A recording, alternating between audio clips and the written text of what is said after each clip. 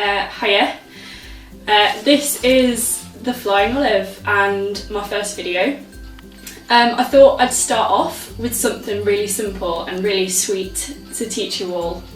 So today we're going to be looking at donuts or donut sticks. I think donuts is one of those things that people don't really make because they think it's going to be way too much effort and it's going to take too long, but actually they're really quick, really simple. For this you are going to need a big heavy bottomed pan because you're going to be deep frying. So you don't need a deep fryer, but as long as you've got like a large round pan, you're good to go. This is the one I'm using. It's just your average pan, it's nothing fancy. It's stainless steel, heavy bottomed, two handle, your average pan, not expensive. So to make donuts, what you're going to need is 130 grams of self-raising flour, 130 grams, so the same amount of plain flour, 400 millilitres of water, pinch of salt, and a lot of oil. I mean, this is excessive, but you are going to deep fry, so you are going to need at least 2 or 3 centimetres of oil in your pan. You're also going to need about 2 tablespoons for the donuts themselves, but just bear in mind, it is going to take a lot, so if you're thinking of completely taking out your storage, you might want to buy some more. Okay, and then the rest of all this stuff is for decoration. This is the fun bit. This is going to be for like a chocolate icing, so I've got, my favourite flavour is chocolate orange, so I've got a chocolate orange and then icing sugar, because essentially we're going to ice them in chocolate, so you're going to need some of that. I don't have any measurements for this, it's just up to you how much you use or how much you want. And then this is basically how many different ways you can decorate it. So here I've got caster sugar, so once your donuts are done you can roll them in caster sugar. I've got flaked almonds, and then if you're making them for kids or if you're just feeling a bit fun, you know, everyone has their own days.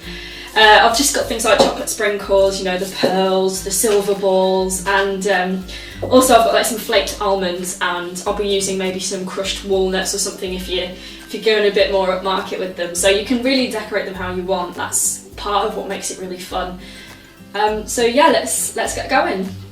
Okay, so to start off with, in this bowl I have the self-raising flour, the plain flour, and something I forgot to mention, but it's only a little thing, is 20 grams of just granulated sugar, so like, you know, the sugar you'd put in your tea. So that's kind of like all of my powders in there, and I need a pinch of salt, so that goes in there as well. In this pan I've got my 400 millilitres of water, so you need about 2 tablespoons of oil in there, just your average vegetable oil. And I need to boil that. As soon as that's boiling, we're going to put it in with our flour, and then you kind of have to be a little bit speedy with this and just mix it with a fork, and it will make like a sticky dough. So while that's boiling, I'm going to get my oil and start heating that up. You want it to go to like about 170, but essentially if you put a little bit of your dough in it and it starts to fry and sizzle, then you're on the mark. You don't need to be exact about temperatures. See, that was so much oil, that was almost like a full bottle. Okay, so if we get that up to a super high temperature, and then we've kind of just got to wait for things to get boiling before we can go any further. Okay, so this is boiling now and going all over the place. So I'm going to pour this into here.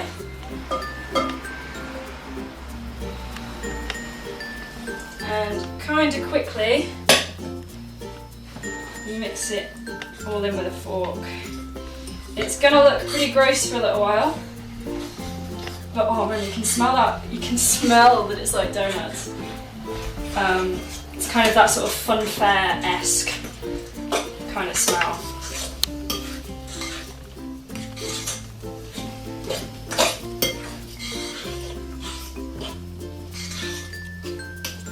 So you should get this kind of lumpy, squishy kind of dough forming.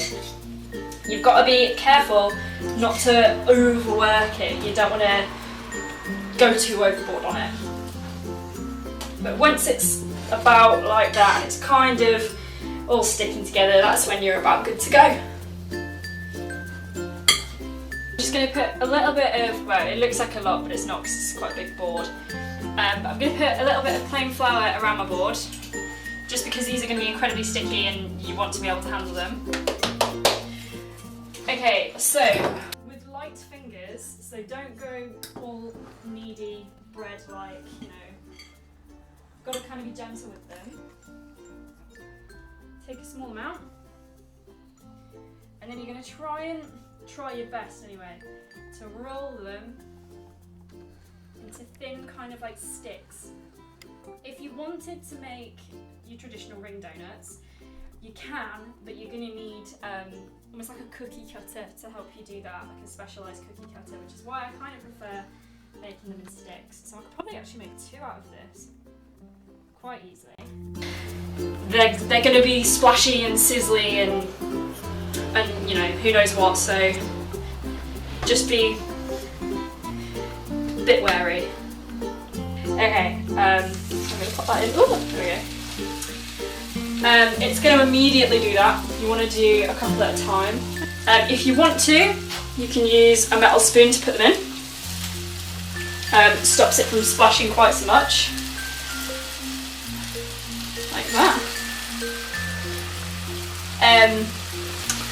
I do recommend opening your windows for this. It can get pretty smoky because the oil is so hot. Frankly, although the smell of donuts is delicious, it is going to stink out the place. So I've opened my window so you might be able to hear a couple of the cars outside, but I do recommend it, even if it's a cold day. These should take about 3 or 4 minutes. Essentially you're looking for them to be kind of golden brown. Golden brown to sort of medium to dark brown. When I said earlier don't overcrowd the pan, what I kind of meant was you can have as many as you like kind of on the bottom layer, but don't put one on top of the other. That just won't work. It doesn't matter how much oil you've got in the pan. It's not good to kind of pile them one on top of the other, because the one at the bottom will get burned and that one at the top will just get a bit soggy and it's just not worth it. So try and keep it to sort of one layer on the bottom of the pan. As you can see, the ones that I'm putting in at the bottom, they're starting to go nice and brown. We'll leave them for another minute or so.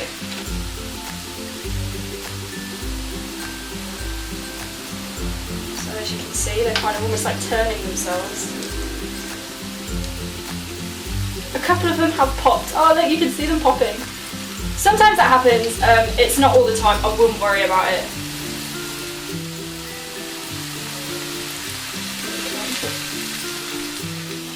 So these are the first few. If you listen, they're really crisp on the outside and that's just what you want. You can see a couple of them have these like explosions. They are just the pops. They're just as delicious, don't worry about it.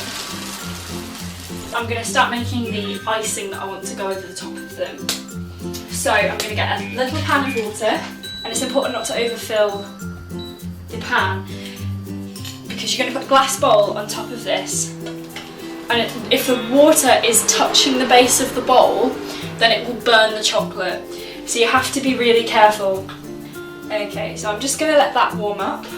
You can use any chocolate you like, but what is important, I think, is if you're going to use something like flavoured chocolate, like orange chocolate, is don't buy the stuff that's got bits in it. So like orange crunch or orange cream. It's important to just get orange flavoured chocolate, like a chocolate orange, because otherwise when you melt down your chocolate you're going to have bits in it, it's going to be lumpy, and the pieces in it, like the cream or the chunks, they might burn, and it ruins the chocolate essentially. So make sure you've got flavoured chocolate rather than chocolate with bits in, so to speak.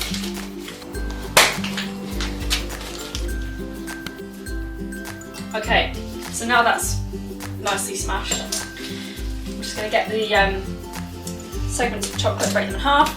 The smaller the chocolate, the quicker it melts essentially, so we're just making things a little bit easier for ourselves in the long run.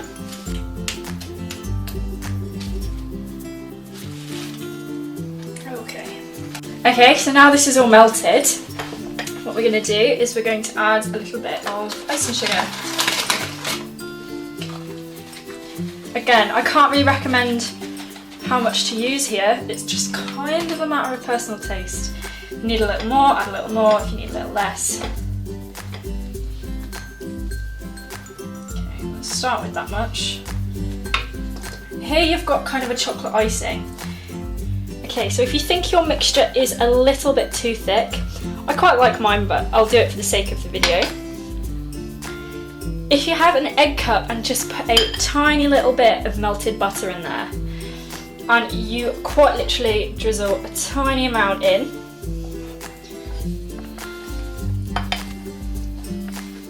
that really helps loosen the whole thing up. A little bit does go a long way, so don't go crazy with the butter. Just a couple of milliliters and kind of add it drop by drop until you feel like you've got the right consistency. I'll leave this next bit up to you, but once they're done, that's your donuts. Quick, easy, cheap, delicious, and just pretty damn nice, to be honest.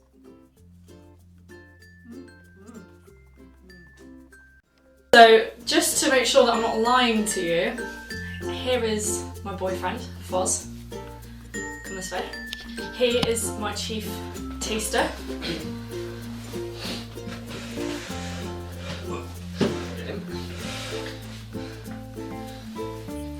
Right, which one do I start with? Whatever you want. I'm going to go with this one, it's colourful. Oh, genuinely really nice. Yeah? Yeah, I was expecting them to be like greasy, like donuts usually are, but they're not, they're really, really good. No, they're really good. Yeah? They're lighter than donuts usually are, yeah. Cool. Excellent. Proof is in the pudding, I suppose. Okay, so that's it from me. Thank you for watching my first video. Make sure you have a look at my website, which is in the link, for the recipe, all of the chef's details, and everything like that. I'll be putting up more recipes for more videos. There's more recipes than videos, so you can look through all the categories and see what you fancy. There'll be more coming soon. I'm really excited. See you later.